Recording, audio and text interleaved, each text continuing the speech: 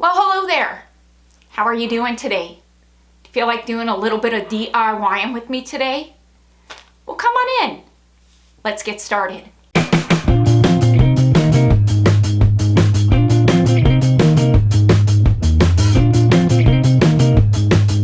What do I have going on for you for today? So many of you love these updates, and now that I am feeling better from my surgery, I've gotten my energy back. I'm not overdoing it too much, but I am getting my energy back. I'm feeling more like myself again. I figured this was a great project to start today. Well, you saw I have a hole in my wall that I need to fix. And I don't just have one, I have several, because I had an intercom system that this house came with over 20 years ago, and it just kind of felt like it was dated. I don't know the last time I actually used the intercom, because let's be real, when I'm in the kitchen and I need to tell the girls that dinner's done, I'm not gonna walk over to the intercom and tell them dinner's done. Oh no, I just pick up my phone and I call them or I shoot them a text. And so it just kind of felt like it was more of an eyesore, taking up wall space that didn't need to be taken up. Since I'm repainting, I'm taking down all the decor, I am patching up all the holes, and let me just tell you, there was a lot of holes over 20 years that had accumulated. And so I figured if I'm patching up these holes, then I'm just gonna take down the intercom system and patch those holes up that are the two screws that are holding them up. Yeah, to my surprise, it wasn't just two screws. There was a huge hole in back of each of the intercoms, and I kind of debated whether or not I wanted to take this on, because I had in the past tried to patch up holes that were in my closet from a foundation leak, and it didn't come out perfect, but it was in my closet, so I didn't really care because my clothes were gonna cover it up. But these holes are visible, so I decided to do some research. Started to feel a bit more confident in this endeavor and thought it was a task and a DIY that I could take on. So I headed on over to Lowe's, picked up the supplies I needed, watched a couple YouTube videos, and I think I'm ready to go. We're gonna give this a shot. This really is when I came to the realization that there was more to this than just removing the two screws that you see me removing.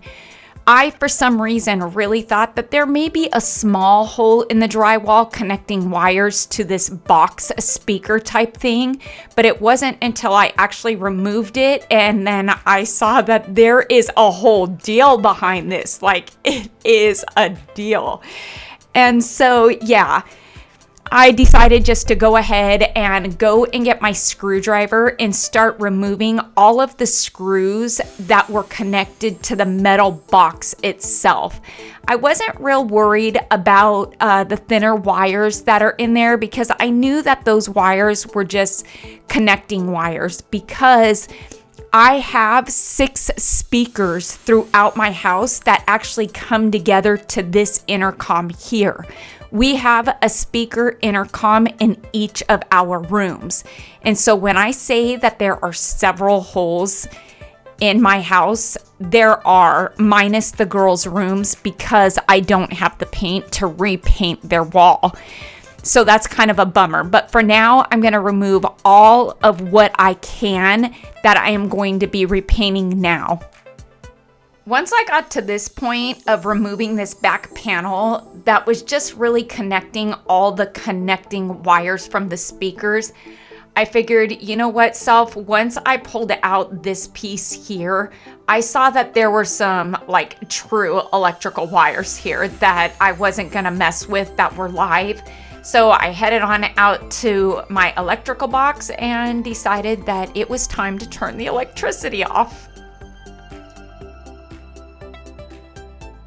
So yeah, I didn't press record, but I did check the wires to see if they were live. They aren't, so I'm feeling good about going forward with removing the box and just kind of taping off and cutting off any of the connecting wires, those thin low voltage wires and taping off any ends with electrical tape or capping them off just to keep it safe there in the wall. I did end up removing the wire that's in my hand here because I saw that the only thing that was connecting it was the ground wire, the copper wire. I know I've learned a little bit about electricity because before I went forward with this project, I did do a bit of research because I wasn't sure about what I should do with the wires that were live. And I didn't just want to put them in the wall, risking a wall fire. And so it did say that I could cap them off or use electrical tape. And so the ones that I did have caps for, I did use some electrical tape just to kind of keep that cap on there, make sure it was on there. And then I realized that this longer wire here, it was only being held in by the ground wire, which is the copper wire. So I ended up cutting it off, and there were just the 2 wires that I needed to cap off that were now safe. Yeah, I did do a bit of research, so I'm good with what I'm leaving in the wall. My word, that was a deal. Look at that. And now we've got the hole in the wall. Let the fun begin. But first, I'm going to head back outside and pop back on my electricity. I really believe that what I put into this project is what I'm going to get out of it. And so I really want to do it right and put some effort into it. So I am going to start off by cleaning the edges here because there was some dust buildup on the edges. Then I'm going to go in with some sandpaper because I had repainted the wall. There was kind of that lip where the paint was uneven from a new coat of paint. And so I want to smooth that out because, again, we're going for the best outcome of this. I don't want there to be an outline of where there was once a box. I want it to be seamless.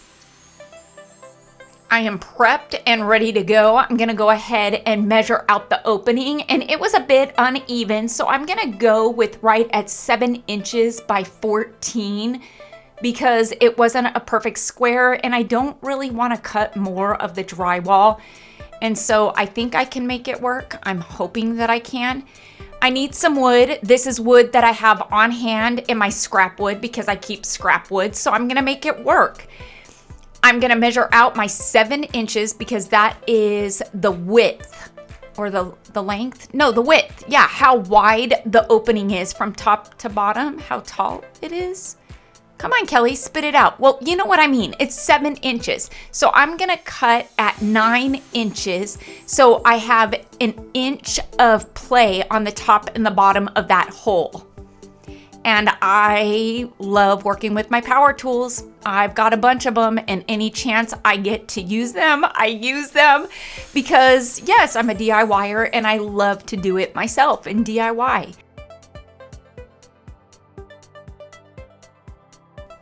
The fella in the YouTube video that taught me how to do this project, well, he said to put a screw in the center of the wood because this is going to give me the capability of holding the wood when I put it in the hole in back of the drywall.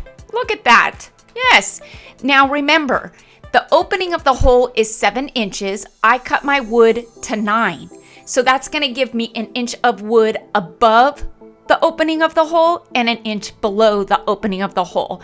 So I'm going to take some wood screws and I am going to screw through the drywall into the wood, which is then going to hold the wood in place. And I'm going to do that on the top and the bottom. And I'm going to do that in 2 separate spots of this hole because the hole is so big. Now, when I screw these screws into the wood, you want to dent into the drywall. You don't want to crack the drywall. You don't want it to be level with the drywall. You do want to go a bit deeper than the drywall itself. So when we do fill in the holes, we can fill over the screw and there won't be an indentation of the screw. All right, looking good so far. We're moving along with this project just as it looked in the YouTube video that I watched. So now I've got some drywall, and this is just a smaller piece of drywall. I want to say it's 1/4 inch thick. Now, I will tell you, when you're buying a smaller piece of drywall, you're going to pay more than if you can buy a full sheet. But I didn't need a whole sheet. A whole sheet was like $14 and I needed 2 pieces of these smaller ones and I ended up paying $12 and I didn't even get half of what I would have gotten had I bought a larger one. But I would have ended up throwing it away anyway, so I just went ahead and paid the $12. It was $6 a sheet. I am now measuring out the width and length of my hole, which was 7 by 14. I'm gonna use a saw and I'm gonna cut through this drywall. If you ask me what kind of saw I'm using, I honestly couldn't tell you. If you ask me what saw you should be using, again, I honestly couldn't tell you. My frame of thought with this was I've got this here saw in my stash along with another one that had a bit of a thicker blade that was more jagged. And then I had this one with a thinner blade, a finer blade that seems to be replaceable. And I thought, well, self, I think I can get a cleaner line with this one than I can the other one. Is it the right tool for the job? I don't know. Probably not.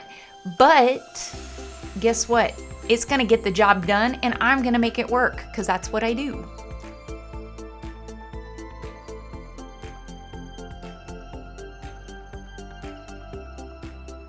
Drum roll, please. Is my drywall gonna fit? It is. And it is a bit smaller than I'm happy with, but I'm gonna make it work because I think I can. So now that I've got it in place, I'm gonna take more wood screws, and because I have the 2 screws above and below that are in my drywall, I can see where I need to screw into the new piece of drywall to attach it to that wood that we screwed into the drywall. I know, right? It is so easy. Who would have thought? I would have never thought to do that. Thank you, YouTube. Thank you, fella on YouTube, for making that video. Yeah, so using 4 screws, again, I'm gonna put them in and I am going to put them deep enough into the drywall that I'm not ripping the drywall, but denting it in. I will be using this dry Dext DAP, it's pink, and some of this Perfect Finishing tape. It is a drywall tape. Again, watch the fella on YouTube do it, and if you have a gap that's just a bit too big, you can use this mesh type of tape. And it's gonna make filling in these holes a lot easier. You're gonna use less of that DAP, you're not gonna lose it, and it's gonna kind of keep it in place.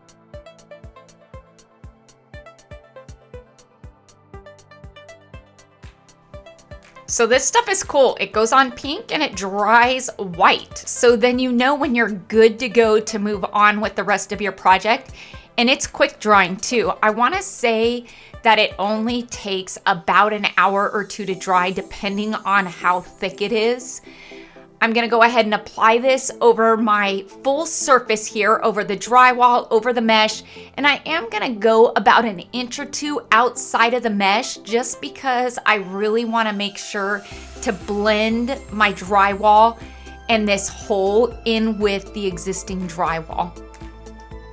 I'm not seeing any pink. I think we're good to go with sanding, and I can tell that there is some sanding that is much needed with this. I am using my electric sander, whether you should or not, I don't know. But in this instance, because I don't want to overdo it with my arm and my chest, I'm gonna work smarter, not harder, and use the electric sander because it's gonna get it done. Is it gonna make a bigger mess? I'm sure it is. My sander asked me where the bag went on to catch the dust. I don't know, but whatever. It is what it is. I'll clean up the mess. I don't mind. And this is really gonna make the edges of the patch, I guess, level out and blend in with the existing drywall, and that's kind of what I wanna do. I am using a rougher grade sandpaper, not a super rough one. Ask me what grade, I don't know. I just do it by touch, and it was rougher than what I'm going to finish this project off with. As I was sanding with the electric sander, some of the pink was coming through, which was then telling me that it wasn't completely dry, and this is where my patience is probably gonna get the best of me, because once I'm in a project and I'm this close to the end, like I want to see the finished outcome. And so I just decided to go in with a real light, fine sandpaper to kind of get rid of any lines that are in there, really smooth it out as best as I can. And I know I probably should have just let this dry overnight, but I just didn't have it in me. I just kind of had the faith that I could sand it and not completely botch up the project with the sanding. And yeah, I think I did okay. Before I go any farther, I'm thinking I should probably try to remove some of the dust that is in this area. And so yeah, because hence the mess that I made with the sander without the bag on it. Does the bag really do any good? Does it really stop the dust from going everywhere in my kitchen? Because after I was done, I looked at my dark brown mini blinds and they were white. So that'll be fun to clean. A can of wall texture is needed. This is the one I picked up. It's about 20 bucks a can. And although the patch wasn't completely dry because there is still pink, I figured how much can I ruin this project if I put the texture over it? The texture needs to dry too, which will kill two birds with one stone, right? The texture needs to dry and the patching can dry. So I figured, you know what? I think I'm okay to go ahead and add the texture. There is light to heavy texture setting on the can. I have a very heavy texture on my wall, so I went pretty heavy-handed. Once it dried, I am going to go in with my fine grade sandpaper because texture isn't bumpy. This isn't popcorn ceiling on our wall. The texture on my wall is flat. You can see that it is smooth. So to get that same look, I am gonna go back over it with my light grade sandpaper and just kind of smooth it out, taking some of the bumps off, leveling it out. Yeah, that's the word, leveling it out. So yeah, we've got more dust everywhere. So yeah, I know I don't have anybody to blame but myself. It's gonna be fun to clean. And so yeah, we gotta wipe this down because we don't want any dust, because guess what the next step is? The next step in this process is painting. And this is where we are gonna see how good of a job I actually did in patching this hole. Because I just recently painted my kitchen, this is the new color that I chose. So I had some on hand and I'm just gonna go in and start painting this. And as I was doing it along that edge, I started off with the edge because I wanted to see if there was gonna be a line, like a strong line where you can see the differentiation between the old drywall and the new patch job. And as I was doing it, I started to realize that there was no line. Oh my word. The excitement is real. Ah, yes! Oh my word. It was not that hard. A little bit of a learning curve. But my word, I did it. There is no more dated intercom here.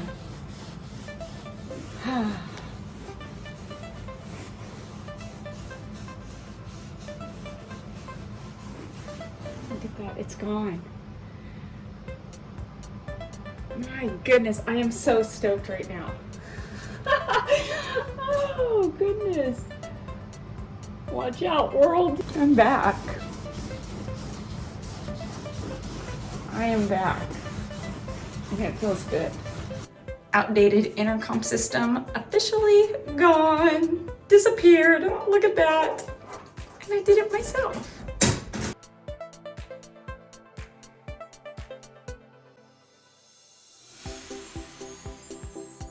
I really love doing projects like this because I feel like it takes me out of my comfort zone. It's challenging me to do something new. I am so happy at the outcome. I'm excited that these intercoms are gone and I learned something new. I learned how to fix a big hole in drywall and now I feel confident in doing it again. I hope you all enjoyed today's home improvement DIY fix-it project. I say that if you have a hole in your wall that needs repairing, I think that you should challenge yourself to try and fix it, because at the end of the day, for all 6 of these holes, it cost me a total of $90. And if it was just one hole, it would have been way less. But you know what? I learned a new skill, and I love that. It's one of those that I can add to the notch of my belt and say I know how to do, and it's one less thing that I have to ask help for. Until next time, everybody, I hope you have a fantastic day. Happy DIYing on a budget. Stay happy, stay safe, stay healthy, but most of all, you know what I'm gonna say. It might be a hard one, but I believe in you. You might have to dig deep, and you're gonna do that, but you're gonna stay positive, because I'm surely trying. Bye for now, everybody.